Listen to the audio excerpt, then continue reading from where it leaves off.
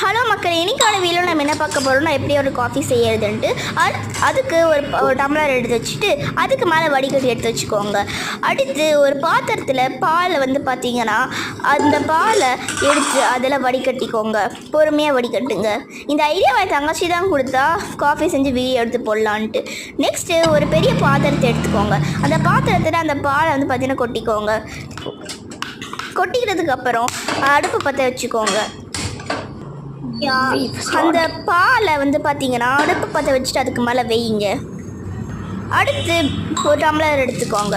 அதில் பார்த்தீங்கன்னா Bru coffee powder போடுங்க. நீங்கள் எந்த காஃபி மேலே யூஸ் பண்ணால் ப்ரூ காஃபி தான் யூஸ் பண்ணணுன்ட்டு இல்லை. பால் பொங்கி வந்ததுக்கப்புறம் அதை பார்த்தீங்கன்னா ஆஃப் பண்ணுங்கள். அடுத்து அந்த ப்ரூ ஒரு பாக்கெட்டில் ஹாஃப் மட்டும் கொட்டுங்க. ஏன்னா நீங்கள் ஒரு டம்ளர் தான் செய்ய போகிறீங்க. நெக்ஸ்ட்டு சர்க்கரை எடுத்து கொத்திக்கோங்க. அடுத்து வடிகட்டி எடுத்து வச்சுக்கோங்க. பாலை பொறுமையாக ஊற்றுங்க, கீழே சிந்திடாதீங்க. அதுக்கப்புறம் அதை ஆற்றி